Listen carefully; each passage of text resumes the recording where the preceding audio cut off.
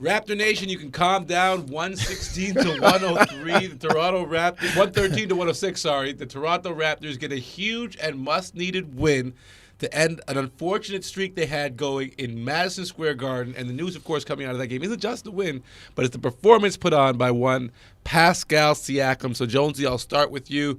The Raptors needed a big night from their big three, 95 points from VanVleet, OG, and Siakam, but Siakam the standout. He was terrific. Guys get into those zones, get into those areas where, they start knocking down shots, and then the confidence grows. And you could see Pascal becoming more and more confident over the course of the game. It's interesting. When he sat at the start of the fourth quarter, it's almost as if he came back and he was kind of feeling his way again. But he was terrific all night, doing stuff like this, pushing the ball, getting easy ones in transition, shaking guys down. He got into the lane. And, the other part of it too, Akil, is free throws. Yep. Like you gotta get to the line, 16 of 18. Those are freebies. Those are easy ones, and he cashed in. I thought he really put the team on his back. I really, really did. Sherman, if you listen to the post-game comments from Pascal, you can sense the frustration that he was experiencing over these losses, and he took it out on the Knicks. He better be frustrated. As a leader, you cannot lay back and be on a 6-game losing streak and be okay. Everything's got to be not okay with that. And Pascal voiced it, and he voiced it before. He wasn't happy with what was happening. But you want your leader to say, this is nonsense. I'm not happy with this, and I'm going to do something about it. And, man, did he do something about it. And it's the efficiency, too. I mean, we saw the board. He was 17 of 25.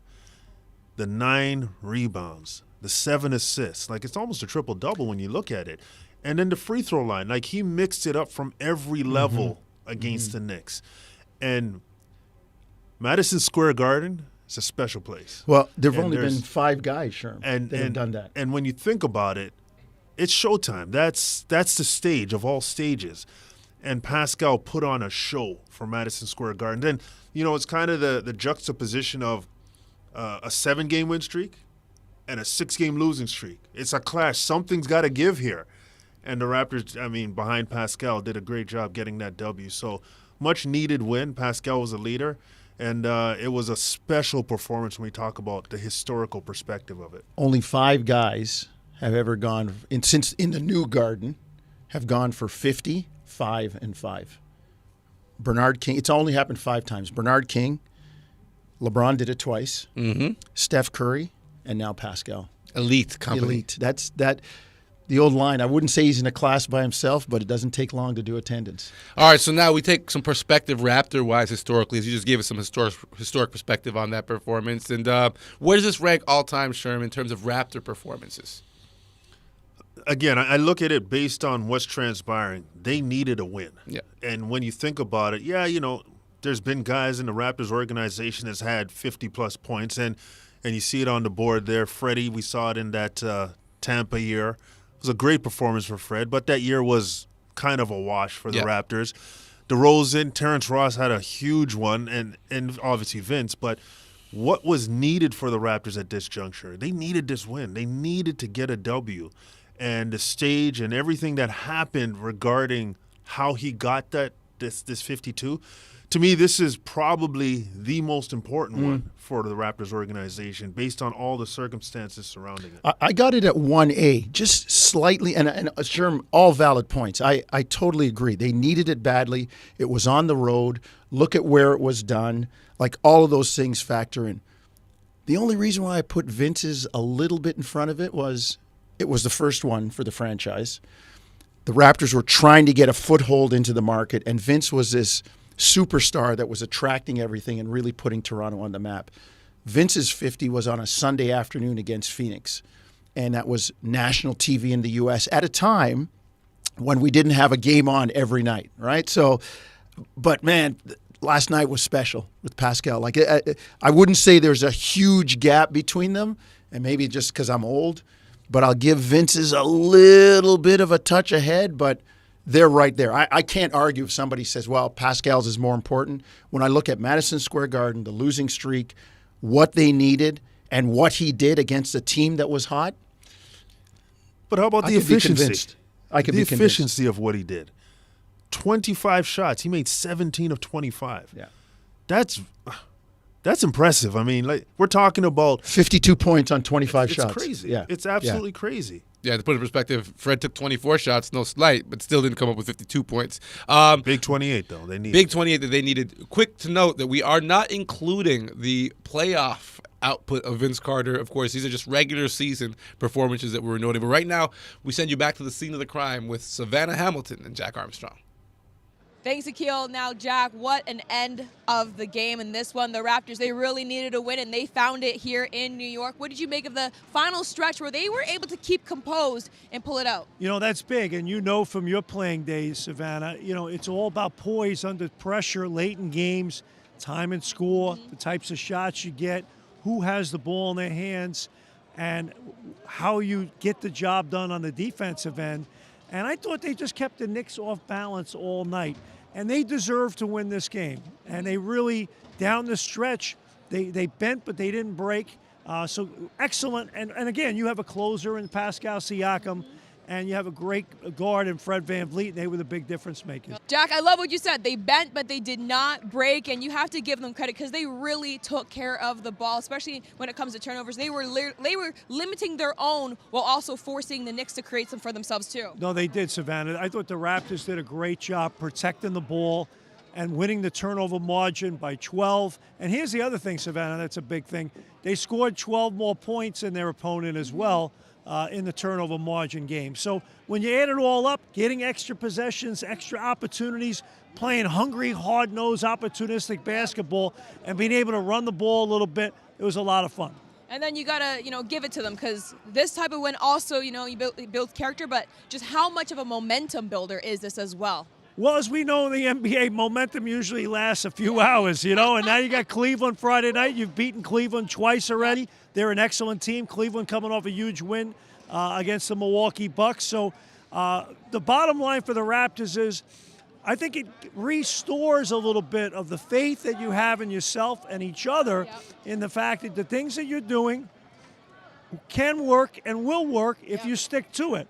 And I also think having OG Anunoby back in the lineup really helps their defense. They're sounder. And look at their record when he plays and when he doesn't play.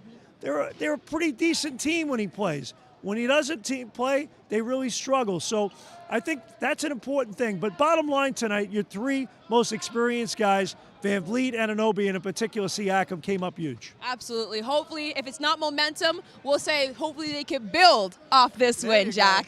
Thank you. Back to you, Akil. Thank you, Savannah. Now, Jonesy, I'll start with you. Of course, the Raptors doing their best to change the narrative around what's happened recently with the group, calm down the fans. Is this a momentum builder? It is for Pascal, we know for sure, because definitely 50 points in your pocket helps a player with his confidence. But for the group on a larger scale, can this kind of stem the tide knowing you've got the Clippers, the Cavs, and the Grizzlies to play next? I mean, it stops the skids. I don't know if it's momentum. I mean, one in a row. I mean, before you can get 4 or 5 in a row, you got to get one. I understand that. Short row. And to me, it kind of puts the brakes and gives you an opportunity to turn it around. Let's see what they do when they go into Cleveland. If they can come out of Cleveland with a win, now I'd say, okay, you got something going. It looks like you might be able to get something going when you turn it around. But every game is an entity unto itself. You don't think Cleveland was sitting there watching Pascal go 17 for 25? They had advanced scouts there. So every night there's somebody else to take down. So I wouldn't say it's momentum, but I will say that it was much needed, and it put the brakes on a skid. The skeptics will say it took 52 points from a player for them to crack this losing streak. That's not good. That's what a skeptical fan would say. The reality is Pascal played great basketball. Fred chipped in 28. OG chipped in 15. And the optimist says they didn't get anything out of their bench. So imagine if they get something out their bench, then the weight on Pascal isn't as much, and they get a more consistent team production type of game. We can see this team get back to who they were. Yeah. So I think there's two ways to look at it. I'm confident in this team because I feel like they understand when they play defense, their offense is better. And even though the Knicks shot over 55% for the game, there were junctures in the game where they strangled the Knicks, where they couldn't score, they couldn't find offense. They have to spread that out. We saw that against Philly. They played defense on a level on the road that gave them a chance to win if their offense was clicking. Defensively, I see signs of them getting back to who they were. They took Jalen Brunson out of so many things last night. They did a great job there. Even though RJ got it going, when the game was into balance, they took his left hand away, and they made it difficult for him to be productive. So you see the tenets of who they are. If they can continue to build on that, they will find their offense. 40 minutes, 28 points for Fred VanVleet, Sherm. Talk about how it's been an up and down season for Fred, right? And how important of a performance was that now as he is kind of like he's the second piece to this group as they move forward. Sometimes he's the first piece, right? Yeah. He can be the first piece. He didn't shoot the ball well, 10 of 24, but what we've learned about Fred is he's not afraid of that moment. He made a huge three down the stretch, and Pascal was great, but Freddie made a big three when he wasn't hitting threes with consistency. And that's what I really admire about him, because it doesn't matter what's happening for the first 46 minutes of the game. When that game's on the line the last 2 minutes, Fred's going to be there. He's going to have some way of having impact on the game, but it was good to see him score 28, even though it wasn't efficient. But to have a guy like that can ride shotgun, or he can take the wheel and drive and be the leader, it's a real luxury for Nick Nurse and the Raptors to have, because he's that good. And I thought he was kind of mirrored by a player that plays similar to him in Jalen Brunson, a smaller guard, but has all the movements, the change of speed, the ability to finish, to get bigger defenders off.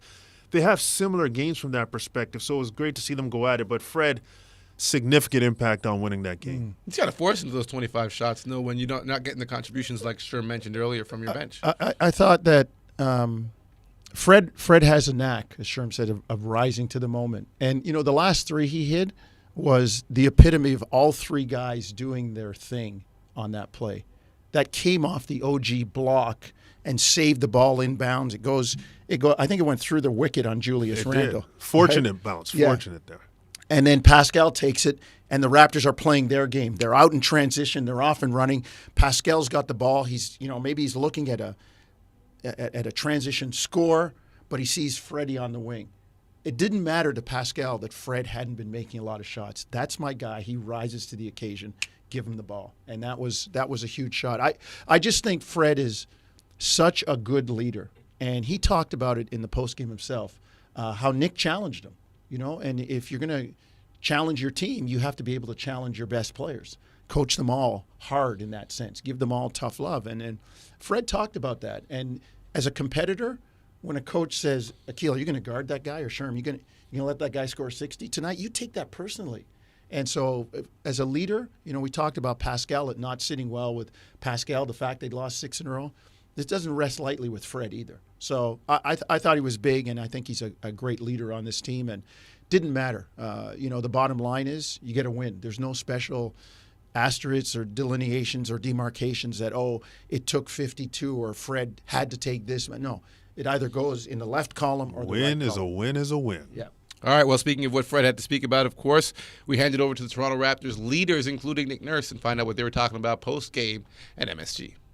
What was that like? I don't know. It was fun. It's fun. Yeah, fun. Yeah, it just felt good. Like, one of those nights where, obviously, in this building and being, in that type of game for us, which was an important game, and we wanted to be able to kind of like, get some feel good wins and things like that we've been talking about for a little while now. I mean, for too long. Yeah, like it just felt good to be out there and that going and kind of like everyone kind of continued to encourage me to just keep going.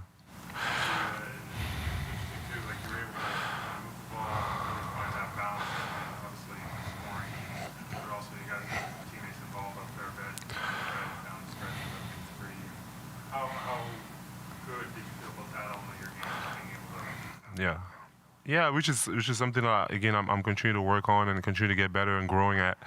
Just trying to control the game and understand like what I can do, and it's not just about scoring. It's about playing defense. About trying to rebound. It's about getting my teammates involved and it's again I feel like I'm growing at that aspect of my game and yeah, tonight was a good night. To just kind of like the everything. The whole kind of full package of just being able to get my teammates involved, get going, and it didn't feel forced at all. So which is good. Excited. Great. So weird. What was the difference in the last 4 minutes tonight from the game you hadn't closed out really well in the streak? Made a couple of those shots. There was a guy out there who had 52 points and got some key stops. I just thought we just some of these times, you just got to refuse to lose a little bit. You got to have that type of mentality. I thought we just had an ounce more energy and fight towards the end of the game to make the key plays and just locked in. I loved our attentiveness and just our will to win tonight. And, that's something that we got to be able to build on going forward. Nick, that little sequence that started with the jump ball in the second quarter, you somehow come up with it. Get a pass breakdown to OG. There's 3 or 4 turnovers following after that. What's your mindset in that point of the game? You got your hands on the ball for 5, 6 straight plays. Yeah. It's winning time, man. It's winning time. I know everybody is on my ass about the shots, but there's a lot of other ways to impact the game. And Coach challenged me on a jump ball play a couple weeks ago in the film that nobody really tried to get, and I remembered that. So that was a big play for us. Those are the plays that you have to make throughout a game, and there's a lot of ways to impact winning and impact the morale and the energy of the team. And I just wanted to keep us aggressive and keep our foot on the gas all night. Good to get a win, finish off a game strong. What do you think of that last 3-4 minutes? Well, it was tough, not unlike a lot of the games we've been in here lately, right? And, a little bit of similar. I thought we were doing a lot of things where we wanted to go and all that stuff. And, we had a lot of open shots, again, that we didn't hit, and then we finally hit a couple down the stretch like we're kind of used to, right? We're kind of used to Freddie and OG and those guys hitting some late in the fourth. So I think that got us, over the hump, and obviously Pascal was incredible, right? Yeah, it's 2 nights in a row for Pascal. What have you seen in the difference? I just think that he's stayed super aggressive, right? And he's playing at a good tempo. He's getting by. When he's not getting by, he's getting space sometimes as well. And just enough probably kickouts to those guys. I don't know how many assists he had, but he probably deserved about 8 more than he got. Just on kickouts to the 3. So it's 7, right? Still a pretty good number, but I was thinking that before the game. He's averaging about 7 a game, and he's probably should be averaging close to 10, to be honest.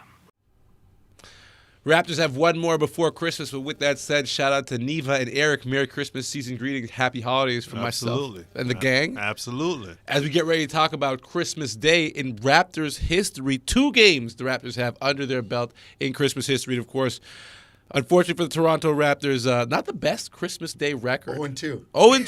0-2, of course. In 2001, they fell to the New York Knickerbockers. And back in 2019, of course, a great year for Toronto Raptors basketball, but the Boston Celtics did get the better of that group. 16-point loss, 118-102. But what is the larger impact for a franchise getting the opportunity to play on Christmas Day? Jonesy, I'll start with you. I think it means the NBA kind of recognizes you. Respect. Yeah. I look at the 2001 game. That was Vince. Because of what Vince had done. You think about the impact in the All-Star game. Later that year they go on and there's that epic series against Philadelphia in the conference semifinal. So I think it's a respect factor. The Raptors won the championship. The next year they play on Christmas. They were beat up. They probably wish they could have shifted that game. But, playing on Christmas Day, I think it means the league recognizes you. And there's something to the whole marketing and popularity aspect of it too.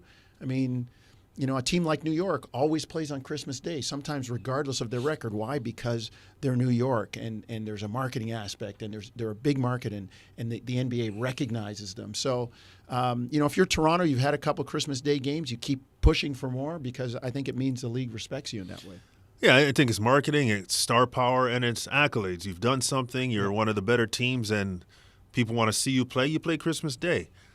Star power, Vince Carter, like they want to see Vince back in the day, so they're going to put them on. And then there's a whole, certain franchises get that love for Christmas Day games. But what I think it does is if you're a player on a team that doesn't necessarily get that opportunity, it's a pretty good stamp of validation when you think about you probably grew up watching Christmas Day games and knew that special teams played on Christmas Day. Everybody else, you stay at home and do your thing. Used to be just 2 games. Absolutely. Yeah. So special teams play on Christmas Day. So when you, as a player, I got to assume or believe that when you get a chance to play on Christmas Day, it's pretty special in terms of, what it means not only to you, but in terms of the people around who say, oh, man, I want to get on Christmas Day. And they probably try to do things to do that. So it's kind of a stamp of validation when you get that opportunity, I feel. And a huge marketing opportunity, too, when you think about all the ancillary and periphery events. The shoes with the little Santa Claus on them. And But you want the early game.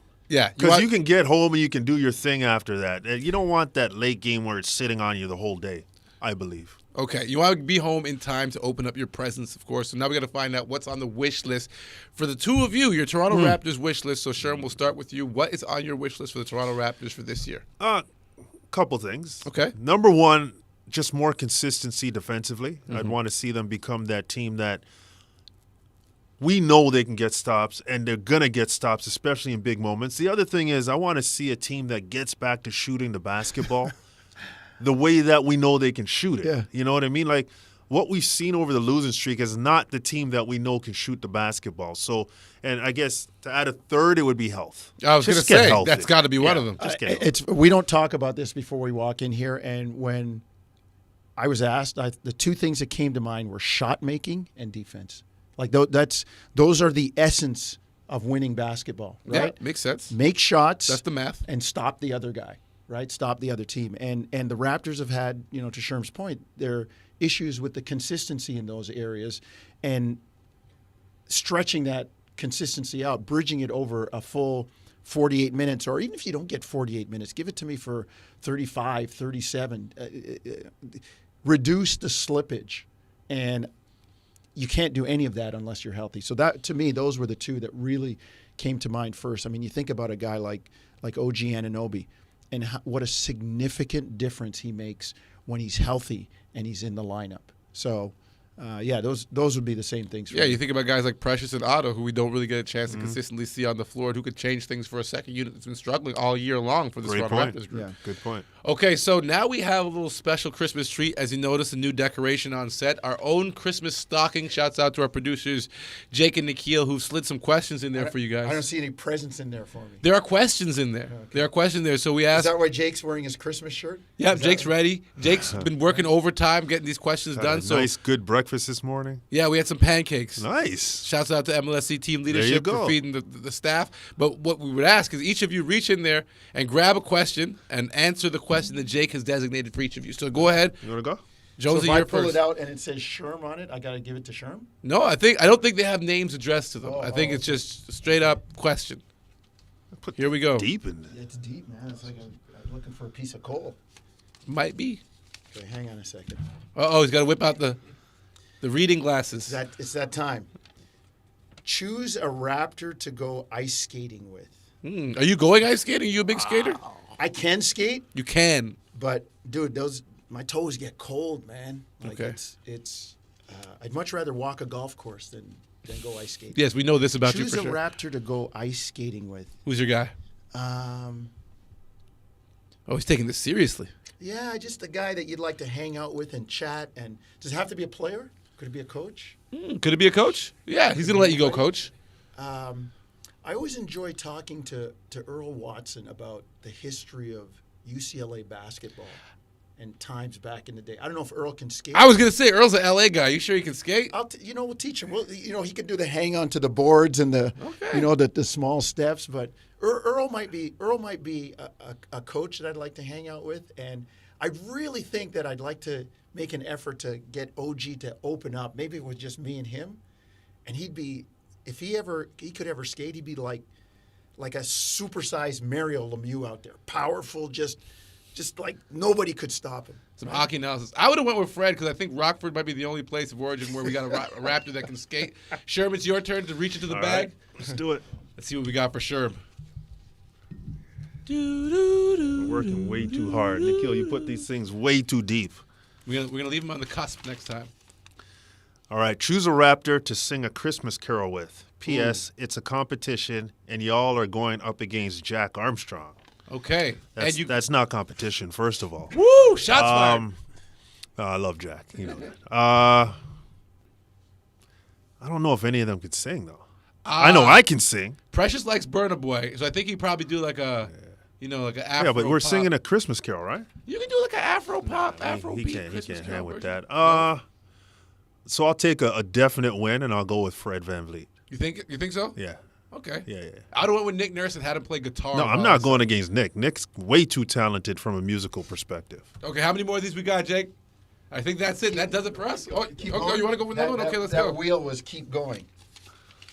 I thought it was going to be the wrap Choose it a up. Raptor to decorate a Christmas tree with. Oh, got to be a tall cat to get the thing up on the top. It's got to be Coloco. Okay, that's good. That's a layup. That's a layup. Yeah, That's easy. yeah.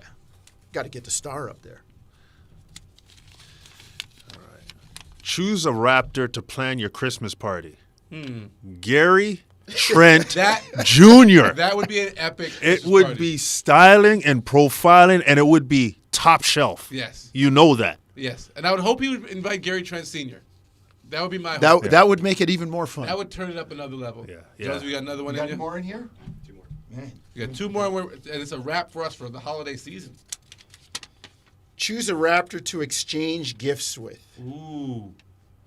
There's a lot of thoughtful guys, that's tough. I'm thinking more price point. I would want someone who I can Price match up. point? Yeah. You think anybody on the team has an issue with price point? That's what I'm saying. I got to exchange gifts. I would like to make sure that my gift your doesn't price pale in point's not comparison. Yeah. I'm picking support staff. No, you know what?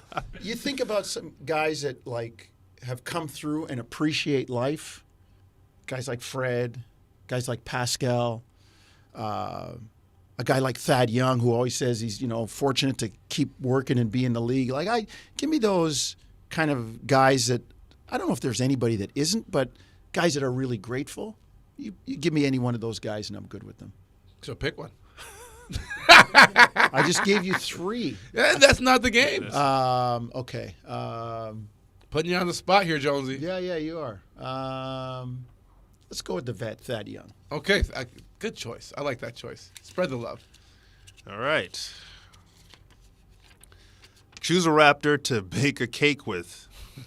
P.S. Gordon Ramsay will be judging it. First of all, I'll probably get in a fight with Gordon Ramsay. I don't like that guy at His all. mouth is just wild. Nope, not and a fan. I'm not sure he can back it up. Choose a guy to bake a cake with.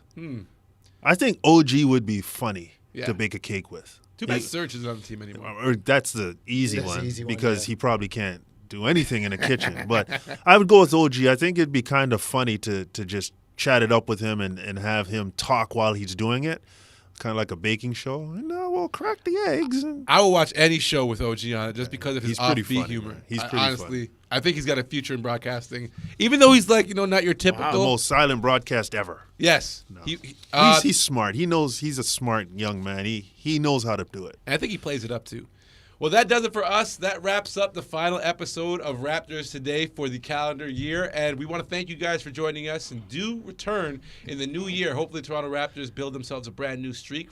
For Jonesy, Sherm, Akil, and of course my producer Jake, I'm Akil Augustine. Thank you for watching. Happy holidays. Happy holidays, and we'll see you in 23.